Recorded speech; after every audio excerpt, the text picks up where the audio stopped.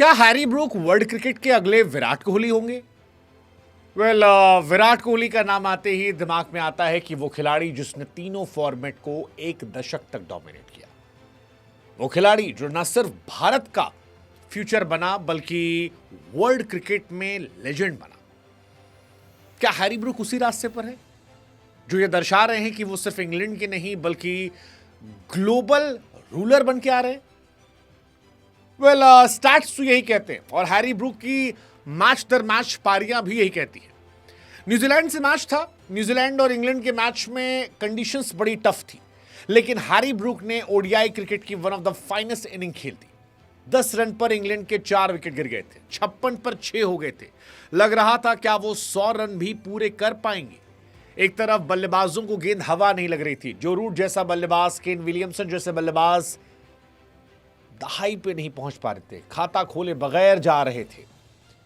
बड़े बड़े सूरमा आउट हो रहे थे, हवा नहीं लग रही थी, लेकिन उस वक्त हैरी ब्रूक आतिशबाजी कर रहे थे। हैरी ब्रूक की बल्लेबाजी जब आप देख रहे हो और विदाउट हैरी ब्रूक आप बाकी बल्लेबाजों की बल्लेबाजी देख रहे हो, आपको फर्क दिख रहा था कि क्रिकेट कितना अलग है। ऐसा लग रहा है कि सड़क पर मैच हो रहा है जब हैरी ब्रूक बैटिंग कर रहे हैं, और ऐसा लग रहा है कि हरी घास पर खिलाया जा रहा है जब बाकी बल्लेबाज बैटिंग कर रहे हैं। हैरी ब्रूक की परफॉर्मेंस ने आज सभी का दिल जीत लिया। 82 गेंदों पर शतक, जिस तरह से बनाया, क्लास, पावर, कंपोजर, सब कुछ था। कैप्टन वाली इनिंग, लोगों ने कहा कप्तान हो तो ऐसा, किसी ने कहा प्लेयर हो तो ऐसा, लेकिन 5 पर 3, 5 पर 4, उसके बाद 6 विकेट गिरना और फिर 56 पर 6 से 200 पार ले जाना। सवाल उठा रहा है कि क्या हैरी ब्रूक उस राह पर है जहां विराट कोहली साहब थे?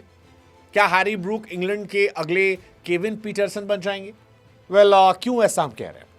हैरी ब्रूक 26 साल के, और अगर हैरी ब्रूक के आप ऑल फॉर्मेट स्टैट्स को देखिए तो बताते हैं कि वो भी विराट की तरह विराट है।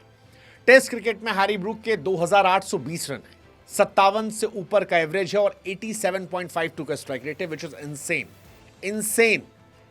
मतलब 3000 रन ऑलमोस्ट उनके टेस्ट क्रिकेट में अभी हो गए हैं।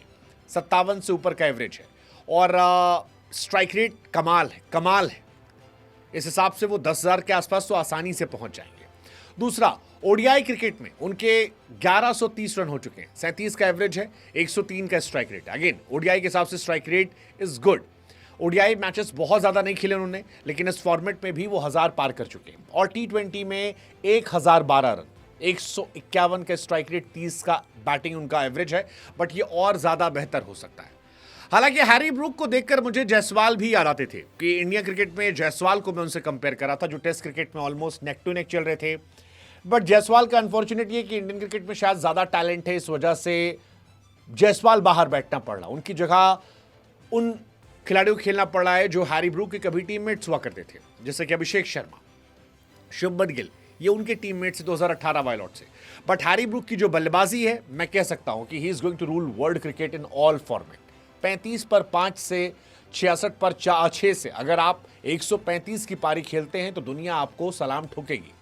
इस पारी की सबसे खास बात यह थी कि इंग्लैंड की पारी के 60% रन जो थे वो इन्होंने ही बनाए थे और बहुत पुराना रिकॉर्ड तोड़ा। हैरी ब्रूक ने 135 रन बनाए जिसमें 60% रन अकेले थे, और ये रिकॉर्ड है।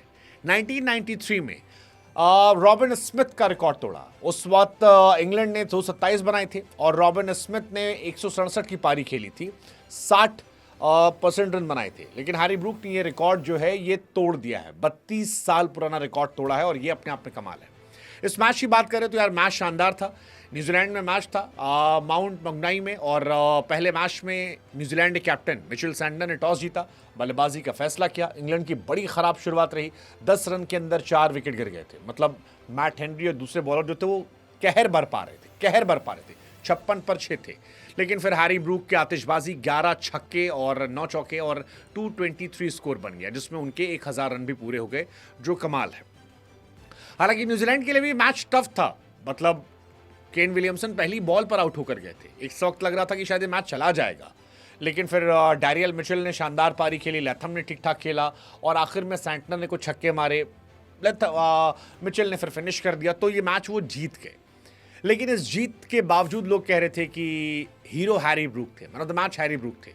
हैरी ब्रूक इस वक्त वर्ल्ड क्रिकेट में रूल कर रहे हैं, वैसे ही जैसे अभिषेक शर्मा, शुभमन गिल रूल कर रहे हैं। और ये तीनों को अगर आप देखेंगे तो मतलब तीनों अलग अलग फॉर्मेट में नंबर 1 है। 2018 बैच के शुभमन ओडीआई में, हैरी ब्रूक टेस्ट में नंबर 2 हैं और अभिषेक शर्मा T20 में नंबर 1 है। हैरी ब्रूक इंग्लैंड का फ्यूचर है, प्रेजेंट भी है क्योंकि ओडीआई कैप्टन है, T20 कैप्टन है और टेस्ट में जिस दिन बेन स्टोक्स हटेंगे उस दिन वो कैप्टन है। अभी फिलहाल वो वाइस कैप्टन है। ये हैरी ब्रूक का एरा है और इस एरा में हैरी ब्रूक क्या सबसे बड़े सुपरस्टार बनकर निकल रहे हैं। वेल आई बिलीव कि अभी जितने भी खिलाड़ी हैं, चाहे वो शुभमन गिल हो, रचिन रविंद्र हो, इन सब में सबसे इंपैक्टफुल प्लेयर जो हैं वो हैरी ब्रूक नजर आते हैं। One man show, tough conditions में, टफ कंडीशंस जैसे मुझे इनके आसपास सिर्फ इंडिया के जायसवाल लगते हैं जो टफ कंडीशन में इकलौते रह जाते हैं और यही वजह है कि टेस्ट क्रिकेट में ये रूल कर रहे हैं। हैरी ब्रूक के फिलहाल 868 रैंकिंग है जो टेस्ट क्रिकेट में नंबर 2 पर है। इसी मैच में जो रूट थे, इसी मैच में केन विलियमसन दोनों फ्लॉप हुए और अब वर्ल्ड की टॉप 4 जो टॉप 5 रैंकिंग है उसमें आप देखो Joe Root, Harry Brook, Williamson, Steve Smith, Jaiswal. अगर आप 4 पे देखो जो फैब 4 हम कहते थे, स्मिथ है, केन विलियमसन है, जो रूट है, सिर्फ एक नाम रिप्लेस हुआ है, वो है कोहली का और वहीं पर जगह बनाई है हैरी ब्रूक ने। और इसीलिए मैं फिर पूछ रहा हूं, क्या हैरी ब्रूक वर्ल्ड क्रिकेट के नेक्स्ट विराट कोहली है?